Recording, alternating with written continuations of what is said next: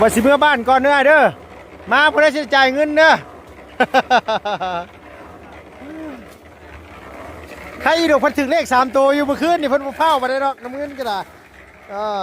โอ้ยหมานขนาดวะ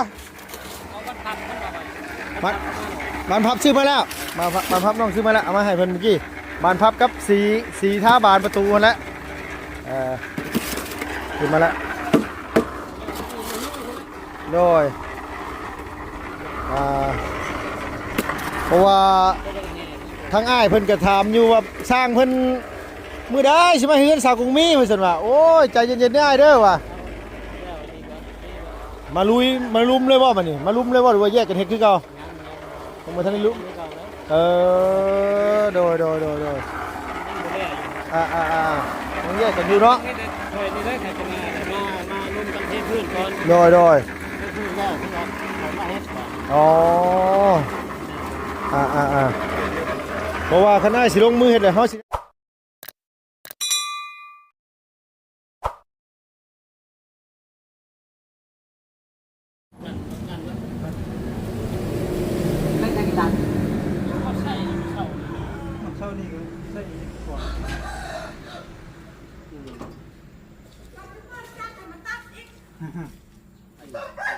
อย่ามันมัดอยู่แถวนี่ประจักษ์ ก็แม่มันตัดเองแต่หันมา กับมันตัดเขาอย่ามันมัดมันช็อตแล้วมันตัดกว่า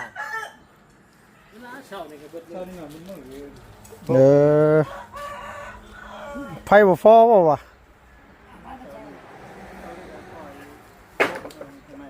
โดยตัวบุกข้างในบ่ได้มือเช้านี่นะติเปิดนู้ฮะ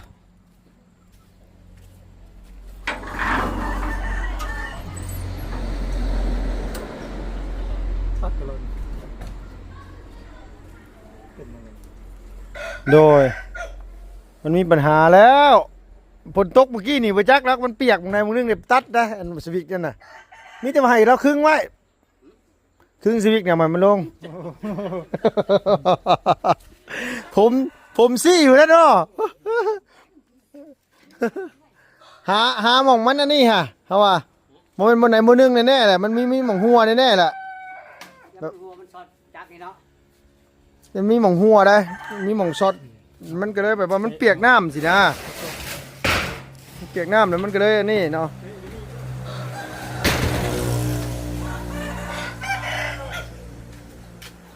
เอาสบายดีเด้อมันตัดตลอดเลยบ่ เลย เปิดเลยมันตัดเปิดเลยตัดดิอ้าว มันไม่ได้เปิดจักตัวนี้มันไม่ได้ตัด โดย เบิ่งไฟเลย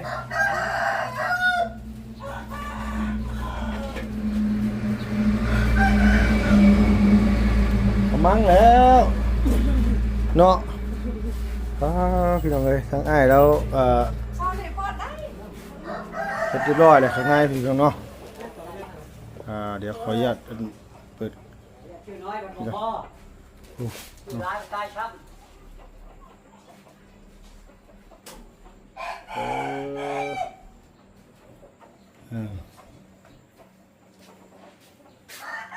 ำงาม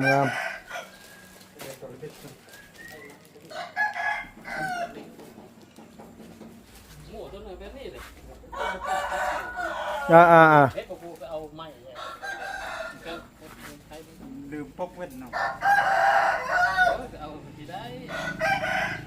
บอกขันน้ำซึมเข้าไปแต่มีแต่ตัดได้โดย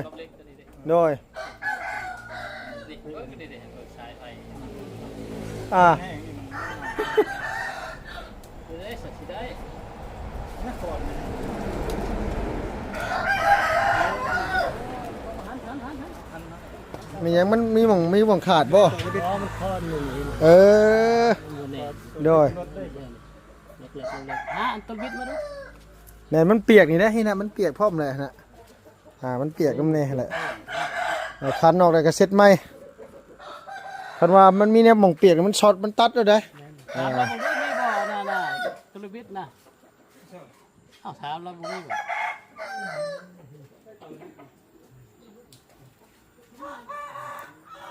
ไอ้สร้างเพิ่นนั่นว่ามาสาบข้างในมื้อน้อยเนาะมือนี่เทพื้น เทพื้นป้าไว้มื้ออื่นเฮาจะตั้ง อ๋อโดยมื้อนี้สิเทพื้นโดยอันได้เทพื้นนี่ก็ มื้อแล้ว โดย อยู่ข้างนอกนะ น้องมาสิเมื่อบ้านก่อนเด้อมื้อนี้เด้อไอ้เด้ออ่า ปลดไปปลดเลย ปลดได้ไฟน่ะปลดได้ แล้วปลดก้อนบ่ก้อนนะแน่นมันล้มก็มีส่วนผู้เนี่ย เอาหันเนาะขึ้นเล่น ทักเล่น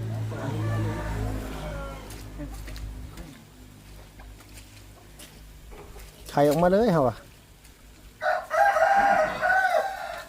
เตะคนเมื่อกี้นั่นหลุดตกมัน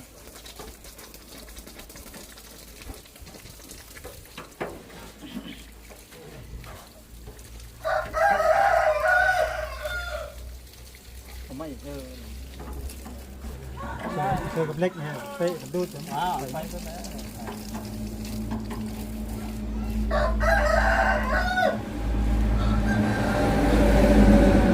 เพราะว่ามันเปียกแล้วมันดูดไปมันทั่วไปเลยเล็กน่ะมันก็เลยตัด เด็กโม่อยู่ขึ้นแล้วโอ้ยจับเห็ดโล แน่น หนัก ใกล้บ่ได้เด้เนาะ โม่หน่อยนั่นแบบนี้แหละเป็นเอาไม้มาใส่บ่ โดย ทำไมใช่แบบ ไม้หันใส่เลยเอา แม่น ตัดให้เนาะ ไม่ใช่ ไม่ใช่ใช้ได้นี่ตัวนี้ออกแล้วเจ้า แกะออกมาโดดหน่อยเห็นบ่ ใส่ได้หันจะถอดแล้ว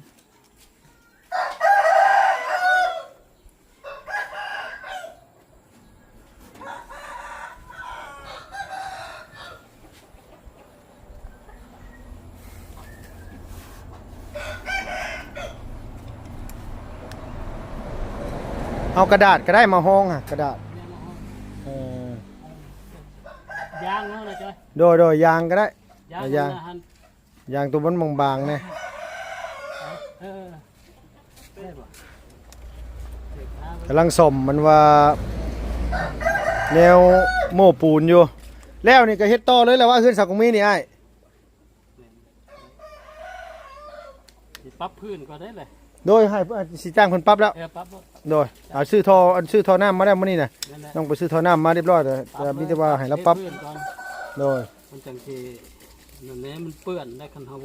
ตั้งลักรอลักล่างเงี้ยงไปเงี้ยงมานะกันทำประเทศก่อนก่อนปรับพื้นก่อน ซื้ออันว่าน้ำมาได้อันโมเมนต์ซื้อสายน้ำมาแล้วให้เป็นนี่แต่ว่าวงกบเป็นแล้วที่อันยังบานประตูแล้วเสียวอันว่าไปไหว้สายบุ้ยฝนตกซุมื้อครับ นั่นแหละย่ามันก็ได้เนาะเข้าในยังบ่ได้บ่ เท่าไหนใช่ ถ้าได้เฮือนนึงเข้าในอยู่เลยกองไว้อยู่ในแหละ กองไว้อยู่ในแล้วอันตัวบาทมันน่ะ กองไว้อยู่ในก็ได้ มันคือแข็ง ซี่เข้าอยู่บ่เลยมันบ่แม่น เข้า วันไผเด้แต่วันมือมันบ่ได้เด้แต่วันมือ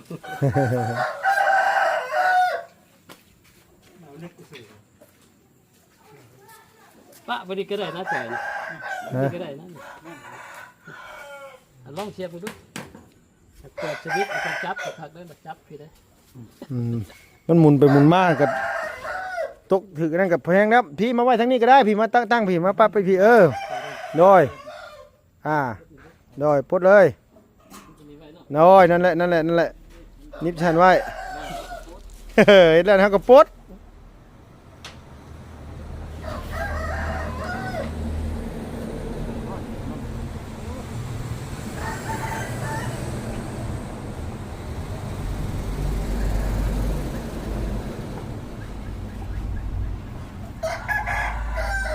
ถือบ่เลขเมื่อคืนนี่ไอ้ ถือได้ ถือบ่ ได้ โอ้ได้ทั้ง3ตัว2ตัวบ่ บ่ได้แต่สาม โอ้ได้แต่3 2ตัวบ่ได้ซื้อ บ่ 3มันได้จักพันน่ะนะ สาม 30โอ้โทได้10ปลายล้านพี่น้องเอ้ยฮอดได้18ฮอดบ่สิไหม18เนาะโอ้ โอ้สี่โตมันของบ่ถือสี่โตมันถือพิษทั้งหน้า เออ ชื่อ0290 3290ใส่เลขหอยอีกเฮาเมื่อคืนนี่ก็ได้บ่มีเลขซื้อก็ได้ซื้อเลขตัวเก่าแหละยันว่ามันออกสองเทื่อคืออันนั้นเลขอันหยังนุอันหยังตอนนั้นน่ะ ไทยออกรถไทยนี่ ยังหมุนอันเดียวก็ได้แล้วเฮาว่าตัวเดียวก็ได้แล้วมั้งไทยยังบ่ทันได้ออกตอนนี้ยังประมาณอีกสักครึ่งชั่วโมง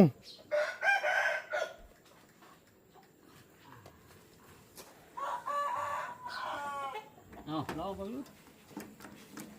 ไปเสียบปลั๊กไฟดูบัดนี่ นี่จอยเสียบอยู่นี่เสียบปังไงนี่กันพดระเบิดอยู่มันพดปะฮะเสร็จแล้ว ยีดเจตัดเฉยดีกว่า เสียบหรือว่าอะไรท่านเสียบไปจ้า ทางในอ่ะนะ เสียบแล้ว เทียบแล้วแต่ว่าเบิ่งกระบอกมันเป็นหนักทางงานอย่างกับลง อันนี้เห็นมาเอาปลดลงก่อนได้ปลดลงก่อนอันนี้นะตัวนี้นะ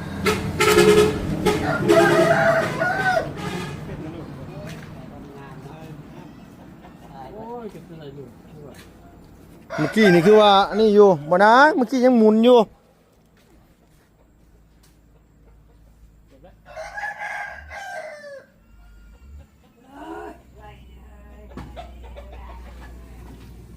ถ่ายได้เลย เดี๋ยวนะฮะ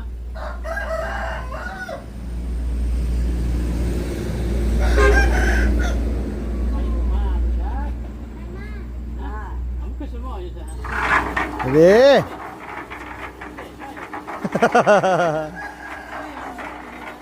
โดยบ่ตัวนี้มันติดกับเหล็กเด้มันก็เลยช็อตตัวนี้นะมันก็เลยตัดตัวนี้นะแมนมันติดกับเหล็กมันก็เลยช็อตทำบ่ติดกับเหล็กมันก็ได้อีดอกโอ้ยเนาะ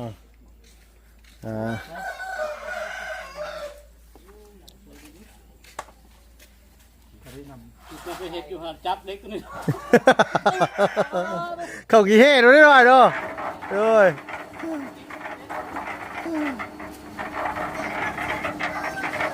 สบายดีลูกอะโอ้ยทางสีกับอันว่านี่สีกับอันบานพับเด้อ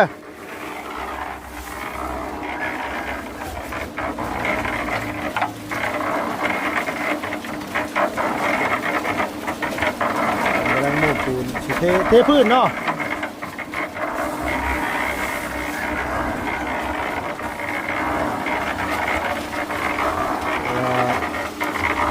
เทพื้นก่อน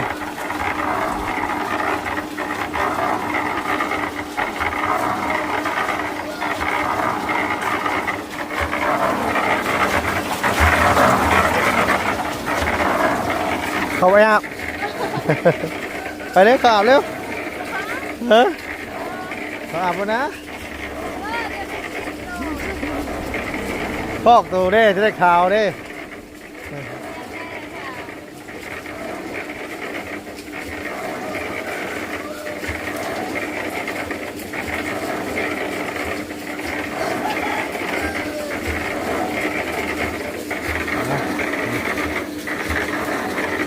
ทางง่ายแล้วมันสาบเรียบร้อยแล้วทำดี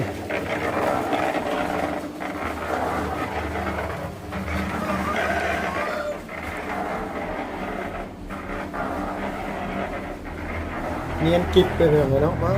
ขัดไปนี้เลย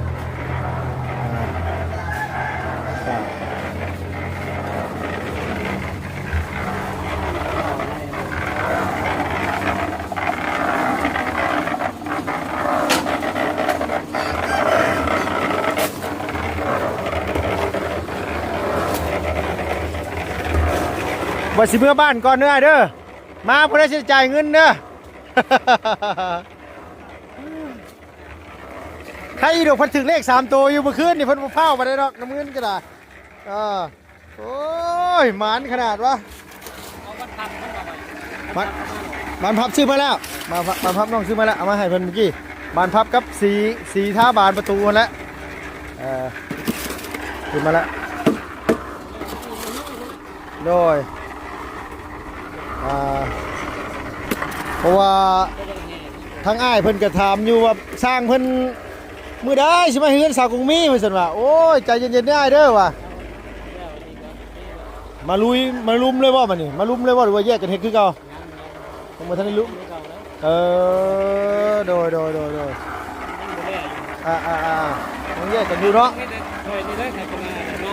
ร่วมกันเทพื้นก่อน โดย เทพื้นแล้วคือกันมาเฮ็ดก่อน อ๋อเพราะว่าคณะสิลงมือเฮ็ดแล้วเฮาสิได้ให้เขาขนทรายขึ้นไปไว้พุ่นละซอยกันเพราะว่าทรายมันเทอยู่ลุมโพดเล็กกับปะไว้ถือคนว่าเป็นหยังมั้งน้องอดิตเนาะเล็กตัวใหญ่ๆไงเนี่ย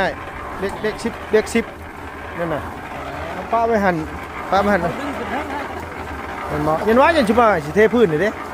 เฮ้ยเอาออกแล้วมันยกลง ฮะ ย่างแล้วยกลงนี่แหละ โอ้ ดึงขึ้นไปหาก็ได้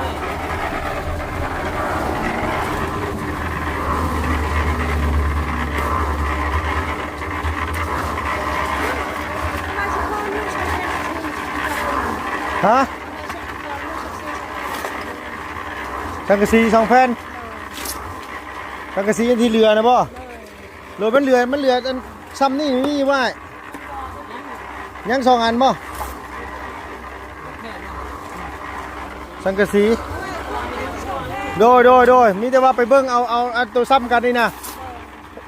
มันมีอยู่ว่าอันตัวซ้ำกันยังเหลืออยู่บ้างไงเนาะโดยเอามาโลดแล้วโดย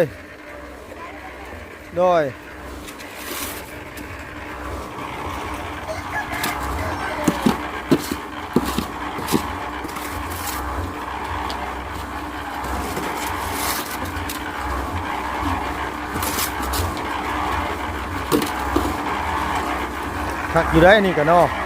บริยากครุนบริยากอย่างเลยครุนให้เองเลย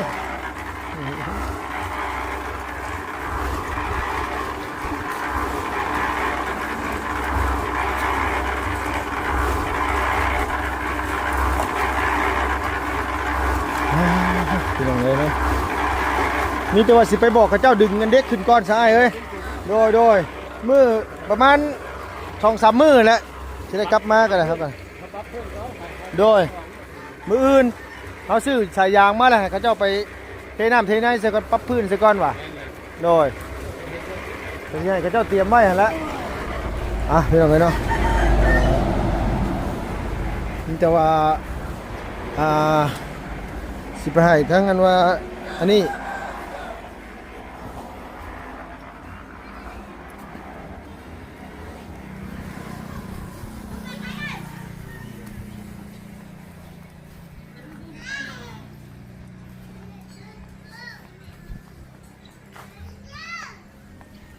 พอดีว่าสีเมื่อบ้านพี่น้องนะลุงจะเลยมาซื้อเครื่องคือของมาให้เพิ่นให้มันครบมันทั่วเมื่อบ้านเขาจังสีบ่ได้กังวลหยังเนาะทางอันว่าพี่ก็สิให้เพิ่นนั้นว่า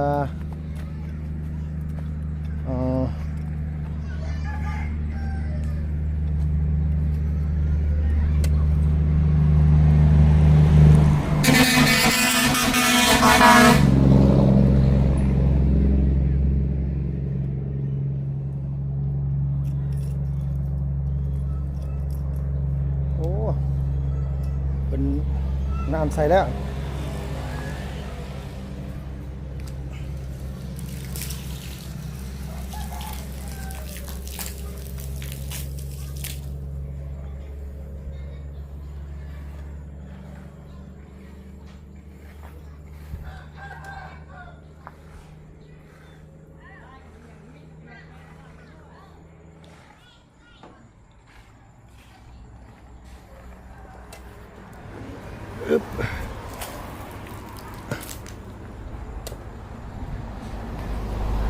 โอ้ย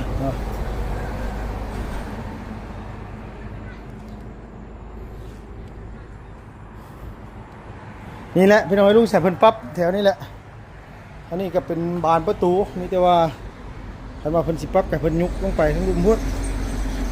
โดยพี่เจ้าสิเมื่อบ้านก่อนหั่นแหละ